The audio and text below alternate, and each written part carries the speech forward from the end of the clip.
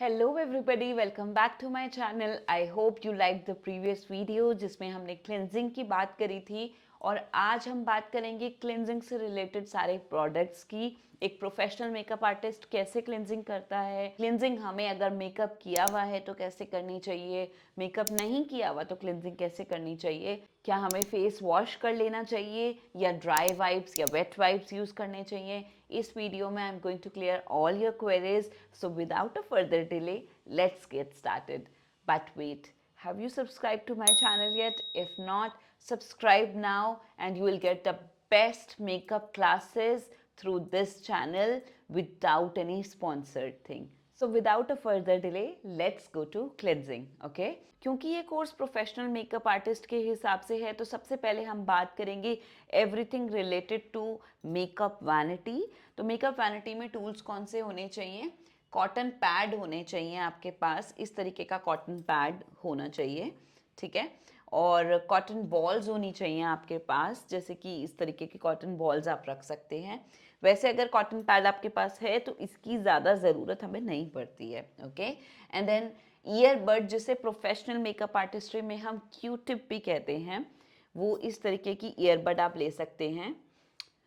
Earbud आपको ध्यान रखना है कि मैं जनरली अपनी वैनिटी में दोनों तरीके की ईयरबड्स रखती हूँ। एक जॉनसन्स वाली ईयरबड्स भी रखती हूँ और एक जो वुडन वाली ईयरबड आती है वो भी रखती हूँ, क्योंकि समटाइम्स बिकॉज ये थोड़ी बेंडेबल होती है, तो if we need to reach out to the areas जहाँ पे हमें ज़्यादा बेंड नहीं कराना या स्लिप नहीं करे ईयरबड हमारा, तो इसलिए मैं थोड़ा स्टिफ वाला ईयरबड भी रखती हूँ।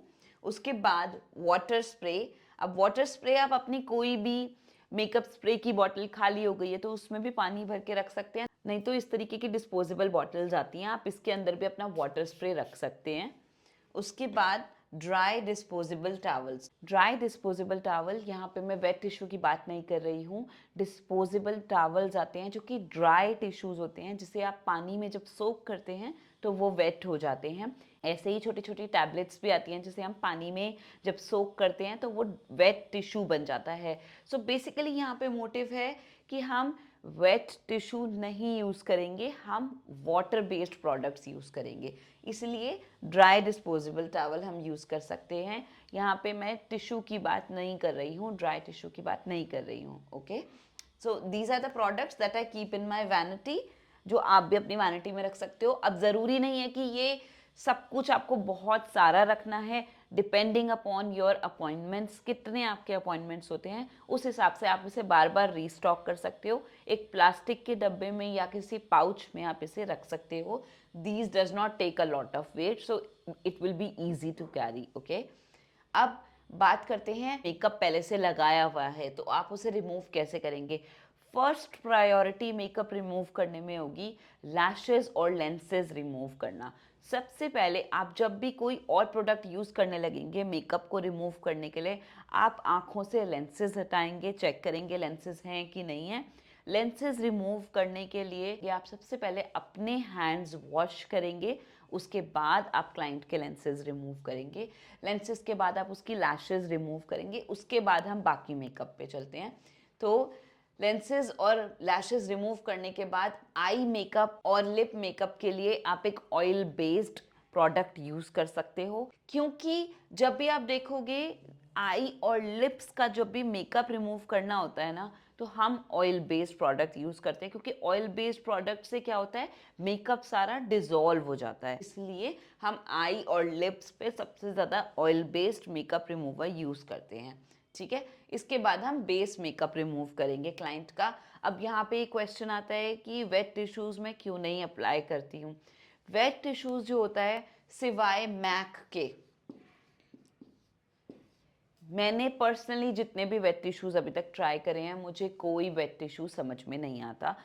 वेट टिश्यू एक चिपचिपा सा कास्ट छोड़ देता है आपके फेस पे, एक चिपचिपा सा फीलिंग छोड़ देता है, जिसके बाद मैं अगर स्किन को नेक्स्ट मेकअप के लिए तैयार कर रही हूँ तो मुझे नहीं लगता कि स्किन उतनी रिफ्रेश हुई है, सारा मेकअप उस तरीके से हटा है कि मैं एक नया मेकअप अप्लाई कर पाऊँ। तो अगर क्लाइंट ने ये बोला है कि Neha I am sitting here and I am not going to move, please remove my makeup, then also मैंने आपको बोला है कि वाटर स्प्रे ज़रूर रखना और ड्राई टिश्यू ज़रूर रखना, क्योंकि ड्राई टिश्यू से आप वाटर स्प्रे उसके फेस पे करके ड्राई टिश्यू से मेकअप हटा सकते हो। उससे पहले आपको मेकअप रिमूविंग प्रोडक्ट भी यूज़ करना है। ओके, अब डबल क्लिनजिंग क्या होती है? मेकअप में बहुत ज़रूरी है ये स्टेप जानना, डबल क्लिनजिंग। अब डबल क्लिनजिंग होती क्या है? डबल क्लिनजिंग का बेसिक कॉन्सेप्ट है कि दो अलग अलग टाइप के मेकअप रिमूवर लेना। यानी कि ऑयल बेस्ड रिमूवर हम सबसे पहले लेंगे अपनी आईज, लिप्स और बेस का मेकअप हटाने के लिए, और फिर हम किसी भी नॉर्मल फोमिंग क्लेंजर या जेंटल क्लेंजर पे मूव कर सकते हैं अपना फेस को वॉश करने के लिए। मेकअप थोड़ा कॉम्प्लेक्स हो गया है, इसलिए मेकअप को हम डबल क्लिनजिंग करते हैं ताकि हमारा पूरे पोर्स फेस के अच्छे से क्लीन हो पाए, हेल्दी रिफ्रेशिंग स्किन हमें मिल पाए। ओके, तो डबल क्लेंजिंग हम ज़रूर करते हैं और इसी को हम डबल क्लेंजिंग कहते हैं। जो मैं आपको कह रही हूँ, आईज और लिप्स का मेकअप हमें हटाना है, बेस हटाना है और उसके बाद हम फेस को वॉश करेंगे। अब यहाँ पे फ़र्क ये है कि क्लाइंट उठ के फेस वॉश नहीं करने जा रही है, हम उसका फेस वहीं वॉश करा रहे हैं। ओके, तो ये बेसिक है विद मेकअप ऑन के। अब अगर क्लाइंट ने मेकअप नहीं किया हुआ है तो तब भी आपको मेकअप रिमूवर यूज करना है? The answer is no, you don't have to use that. आप उसे ड्राई डिस्पोजेबल टॉवल से, गीले टॉवल से उसका फेस अच्छे से क्लीन कर सकते हैं। वाटर स्प्रे भी कर सकते हैं ताकि थोड़ा रिफ्रेशिंग फील होता है, आईज थोड़े अच्छे से वॉश हो जाती हैं, और उसके बाद आप डिस्पोजेबल टॉवल यूज़ कर सकते हो ताकि फेस पे ऑयल और इम्प्योरिटीज़ निकल जाएं। बट वाइप्स के लिए मेरी तरफ से बिल्कुल नो है। I will never recommend makeup wipes until and unless it is 100% water based। और मैक की फिर भी मुझे पता है कि थोड़ा बहुत अच्छा चलती हैं, बट फिर भी मैं कोशिश हमेशा यही करूँगी कि फेस एकदम क्लीन हो, जो कि सिर्फ वाटर और क्लेंजर कर सकता है। ओके, पिछली वीडियो में हमने डिस्कस किया था कि क्लेंजिंग होता क्या है। आज की वीडियो में हम डिस्कस कर रहे हैं क्लेंजिंग के प्रोडक्ट्स क्या होते हैं। नेक्स्ट वीडियो में हम डिस्कस करेंगे टोनिंग क्या होती है, क्या टोनिंग हर स्किन पे करनी चाहिए, और टोनिंग से रिलेटेड मिथ्स क्या हैं, क्या टोनिंग एक प्रोफेशनल मेकअप आर्टिस्ट करता है। जब हम क्लिनजिंग की बात करते हैं तो जिक्र ग्लिटर्स का भी आता है। अगर क्लाइंट ने ग्लिटरी मेकअप किया हुआ है तो ग्लिटर्स कभी भी आपके मिसेलर ऑयल से नहीं हटेंगी।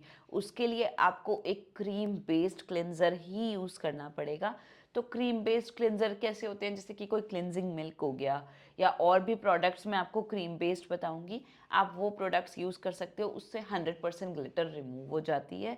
और जैसे कि आप मेकअप कर रहे हो और तब ग्लिटर फॉल हो रही है, और आई मेकअप करने के बाद आपने बेस मेकअप करना है, उस टाइम पे भी आप क्लिनजिंग मिल्क या फिर क्रीम बेस्ड क्लिनजर कोई और यूज़ कर सकते हो।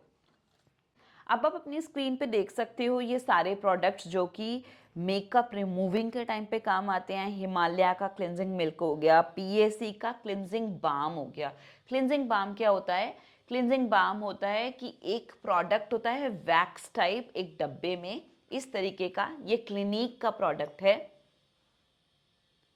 ये प्रोडक्ट आप थोड़ा सा अपने हैंड पे लेंगे, उसके बाद जब आप अपने फेस पे इसे रब करेंगे तो सारा मेकअप डिजॉल्व हो जाएगा, और इसके बाद अपना फेस वॉश कर सकते हैं किसी फेस वॉश से।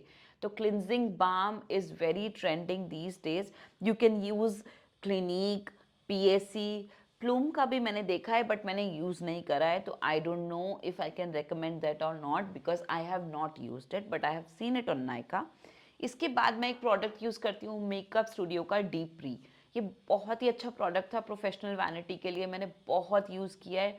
इसकी रेंज थोड़ी ज़्यादा है, 2800 रुपये का ही आता है, पर ट्रस्ट मी, मेरा एक पूरा सीज़न या उससे भी ज़्यादा ये एक प्रोडक्ट निकलवा देता है आराम से।